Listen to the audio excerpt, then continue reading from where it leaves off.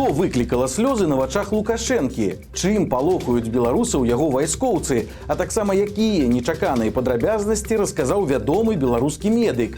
Вітаем, сябры, гэта наша Ніва, і зараз мы ўсё вам раскажам. На выходных выйшла поўная версія гутаркі з Лукашэнкам для расійскага тэлебачання. І, як звычайна, ён там нагаварыў 40 бочак арыштантаў, у тым ліку і пра Колю, які, маўляў, яго крытыкуе. Будущего своему сыну желаете? Первое. Сын, он у меня такой оппозиционный ко мне. Вот видишь, Путин молодец, он вот это сказал. Ты почему кулаком стучишь там? Ну, в таком хорошем смысле он может меня покритиковать. А падчас успамінаў пра 2020 год, калі і бацька, і сын Лукашэнкі бегалі з аўтаматамі, на вочы у Александра Лукашэнкі ажно навярнуліся слёзы. Он когда увидел, что я бронежилет свой одел, у нас и у него, и у меня свое оружие, бронежилеты одел, и в вертолет он на себя накинул. Ты, говорю, дома останешься, не надо никуда. Нет. Я поеду с тобой. Я не убивать еду, я еду защищать своего отца. Вот его были слова. Ну, что тут скажешь после этого? Мы сели с ним в вертолет и полетели. Далей, правда, не абышлося і без парадаксальных выказванняў. Спачатку Лукашенко заявіў, што гатовы да ўварвання ў Беларусь і што чакае яго з захаду. Мы их ждем. Там нам будет попроще. Там выстроены оборонительные рубежи от Бреста, Гродно и выше туда, практически литовская, польская граница, перекрыты на выгодных для нас условиях. А пасля сам перайшоў да пагрозаў. Не первый год мы с Путиным планируем защиту западного направления. Не первый год у нас оборонительные планы существуют, а если надо, мы их переведем и в наступательные. Поэтому они пусть там не бесятся и не радуются, что они тут, знаете, мы валяемся с Путиным на полу, они коленом стали нам на грудь и давят нас. Ничего подобного. Таксама Лукашенко патлумачыў нядаўнюю сітуацыю на межах Беларусі і Украіны, калі ён спачатку палохаў нейкімі правакацыямі і збіраў свае войскі на мяжы, а пасля так жа нечакана гэтыя войскі прыбраў. Па цяперашніх словах Лукашэнкі тады адбылося вось што. Для ўдзелу ў парадзе, які праходзіў у Мінску 3 ліпеня, расіяне перакінулі ў Беларусь шмат тэхнікі, і украінцы, убачыўшы гэта, пачалі рыхтавацца да чарговай атакі з боку Беларусі. Нападаць на Беларусь ніхто не збіраўся. Гэта цяпер прызнае і сам Лукашенко. По каналу, который у нас существует с украинскими спецслужбами, мы запросили, вы зачем это делаете? Они нам честно сказали, что вы собираетесь с россиянами нас атаковать из-под Гомеля. Но у нас цели такой не было. Они эти дополнительные силы, которые были сверх 120 тысяч, отвели, убрали оттуда. И мы, те, которые дополнительно вводили, мы тоже их отвели. Праўда, цяпер, пасля сітуацыі ў Курскай вобласці, Лукашенко зноў вярнуў войскі на мяжу. Па яго словах, у рэгіёнах Беларусі, якія знаходзяцца побач з Украінай, цяпер стаіць амаль траціна ад усіх яго вайскоўцаў.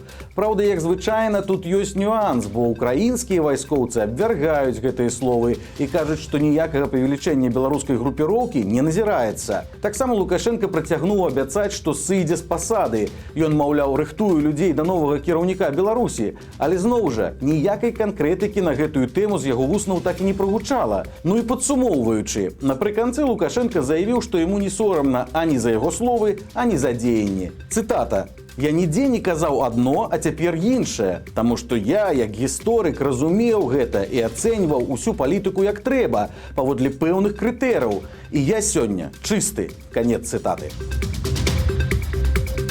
А ўжо сёння ж Лукашенко сабраў чыноўнікаў па пытаннях жывёлагадоўлі. Як звычайна, пачыналася ўсё спакойна, а пасля ён паказальна раздаў чыноўнікам на арэхі. Галоўная праблема – высокая смертнасць жывёлаў. Только за полугодие погибло 70 тысяч годлов. Среди них телят от рождения до полугода более половины, почти 40 тысяч. Это вопиющая бесхозяйственность. Если когда-то у мужика в деревне погибала корова, это было трагедией вселенского масштаба. Сейчас почему-то привыкли прятаться за нормативами и стандартами. Жуть. Какие-то еще нормативы, особенно в Могилевской области, я слышу, по падежу скота. Какие нормативы? Вы что? Тым часам улады і сілавікі працягваюць нагнятаць абстаноўку і палохаць беларусаў. Цяпер да Лукашэнкі далучыўся камандуючы ваенна-паветранымі сіламі Беларусі генерал-маёр Андрэй Лук'яновіч. Ён пацвердзіў, што значна ўзмацнілася групіроўка беларускіх войскаў на мяжы з Украінай, а таксама заявіў, што на захадзе ідзе падрыхтоўка да адкрытага супрацьстаяння супраць Беларусі і Расіі. Маўляў, еўрапейскія суседзі актыўна нарошчваюць колькасць узбраення. Гэта, дарэчы, праўда, але ж робіцца не таму, што хтосьці збіраецца нападаць на Беларусь ці Расію. Усё якраз наадварот. І палякі, і літоўцы рыхтуюцца бараніць сваю зямлю, бо ад Пуціна з Лукашэнкам сёння можна чакаць чаго заўгодна. Цікавыя прызнанні аднаго з галоўных лукашэнкаўскіх медыкаў. Олег Румоў вядомы ўрач і чыноўнік, прафесар, дырэктар РНПЦ хірургіі, транспланталогіі і гематалогіі, а таксама сенатар Верхняй палаты парламента. Цяпер Румо расказаў цікавыя факты пра трансплантацыю органаў у Беларусі. Напрыклад, ён згадаў розніцу менталітэтаў і заўважыў, што жывыя беларусы не вельмі хочуць аддаваць свае органы сваякам. Па словах медыка, на ўсходзе, дзе вялікія сем'і, нярэдка дзеці ахвяруюць сваім бацькам нырку ці частку печані. У Беларусі ж такое адбываецца вельмі рэдка, а калі нават дзеці гатовыя, то бацькі, як правіла, самі на адрес адмаўляюцца ад такой дапамогі. Расказаў Румо і пра кошты на перасадку і пра тэрміны чакання. У сярэднім на працягу 3-4 месяцаў грамадзяніну Беларусі абавязкова выканаюць перасадку печані. Экстранныя робяцца хутчэй, адразу як толькі з'яўляецца донар. А перасадку донарскай ныркі, паводле Румо, трэба чакаць менш за 200 дзён. Грамадзянам Беларусі аперацыі па перасадцы органаў і тканак робяць бясплатна, але сабекошт аперацыі па трансплантацыі ныркі 8-15 тысяч рублёў. Печані 20-30 тысяч рублёў, плюс наступнае забеспячэнне пацыентаў прэпаратамі, якія перашкаджаюць адрыньванне донарскага органу. Для замежніка аперацыя па трансплантацыі печані ў Беларусі каштуе зусім іншых грошай, ажно 132 тысячы долараў, перасадка ныркі 67 тысяч долараў. Але ж на аперацыю ў Беларусі прымаюць не ўсіх замежнікаў, і гэта рашэнне не медыцынскае, а палітычнае. Напрыклад, на перасадкі бяруць пацыентаў з балканскіх краін, Босніі, Герцагавіны, Сербіі, Чарнагорыі, акрамя таго з Цэнтральнай Азіі і Закаўказья, нават з Ізраіля. Але ж, як падкрэсліў Румо, у Беларусі прынцыпова адмаўляюць у перасадках жыхарам Заходняй Еўропы і ЗША. Маўляў, у іх ёсць усе магчымасці для выканання гэтых аперацый у сябе. Цытата: «Гэта наша дакладнае правіла, якога неўхільна прытрымліваемся». Канец цытаты. Турма для чыноўніка, які фальсіфікаваў выбары. Намеснік дырэктара дзяржпрадпрыемства «Макрадор» Валерый Радченко знайшоўся на лаве падсудных. У 2020-м ён быў старшынёй выбарчай камісіі на мінскім участку, дзе зарэгістравалі фальсіфікацыі. Аднак цяпер мужчыну судзяць за іншае. У віну Радченку ставяць хабар у асабліва буйным памеры. Колькі грошай набраў гэты прыхільнік Лукашэнкі, невядома, але тэрмін яму пагражае вельмі сур'ёзны, ажно да 10 гадоў калоніі. Загінула беларуская актрыса Кацярына Васильева. Уражэнка Гомеля, яна перабралася ў Маскву, дзе выступала ў малым тэатры і здымалася ў серыялах. Прычыну смерці актрысы не называюць, але з'явілася версія, што гэта быў няшчасны выпадак у маскоўскім метро. Там маладая жанчына трапіла пад цягнік. Васильевай было ўсяго толькі 37 гадоў. Затрыманы яшчэ адзін каталіцкі святар. Ксёндз Павел Ярашевіч з'яўляецца пружанскім дэканам і пробашчам мясцовай парафіі ў небаўзяцці Найсвяцейшай Паны Марыі. Цяпер стала вядома, што Ярашевіч знаходзіцца ў ізалятары. Сутнасць прэтэнзій да яго пакуль невядомая.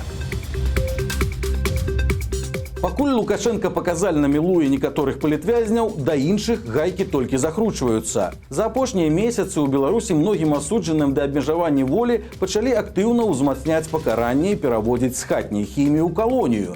Такая практыка не новая, але за апошні год, паводле праваабаронцаў вясны, такіх выпадкаў значна паболела. Толькі за апошнія 3 месяцы па ўсёй Беларусі адбыліся, ці яшчэ адбудуцца, не менш за 15 судоў аб замене абмежавання волі без накіравання ў папраўчую установу адкрытага тыпу. Абсалютную большасць справаў разглядаюць у судах Мінска. Пры гэтым вядома, што суды адбываюцца нават над тымі, хто з'ехаў з Беларусі пасля прысуду. Бяда на трасе М1. Аўтобус Москва-Брэст з'ехаў з дарогі і ўрэзаўся ў дрэвы. У салоне было 2 кіроўцы і 46 пасажыраў. Вядома, што ў выніку аварыі 3 чалавекі шпіталізаваныя. Адзін у рэанімацыі. Яго стан ацэньваюць як сярэдняй ступені цяжкасці. Папярэдняя прычына аварыі банальная. Кіроўца заснуў за рулём. Трагедыя ў Калінкавіцкім раёне. Там патанулі 2 дзяцей, хлопчыкі 8 і 10 гадоў. Паводле інфармацыі следчага камітэта, дзеці паехалі на роварах парыбачыць на бліжэйшую рэчку і размясціліся на краі пакатнага бетоннага насцілу. У нейкі момант хлопцы апынуліся ў вадзе і патанулі. Незвычайны госць на Шаркаўшчыне. Там зубр прыбіўся да статку кароў. Дарэчы, у гэтых жывёлаў магчымае нават сумеснае патомства. Называцца такое цяля будзе жубронь. Але ж для жывёлаводаў гэта праблема, бо зубр усё ж не хатняя скаціна і можа быць небяспечным. Таму сяброўства будзе нядоўгім. Ляснога госця альбо адловяць, альбо нават заб'юць. Незвычайная знаходка ў Дзяржынскім раёне. Там натыкнуліся на вось такі фіялетавы грыб. Называецца ён павуціннік фіялетавы або прыбалотнік і з'яўляецца блізкім сваяком шампіньёна. Збіраць яго, праўда, не рэкамендуецца, ён не ядавіты, але настолькі рэдкі, што знаходзіцца на мяжы трапляння ў чырвоную кнігу. Таму, калі раптам убачыце, не бярыце, хай расце далей. Вось такія навіны. Подписывайтеся на канал, ставьте свои лайки альбо дизлайки и выказывайте заўвагі ў каментарах. Ну и, конечно, читайте нашу Ниву, глядите нашу Ниву и любите Беларусь. Сустрэнемся завтра.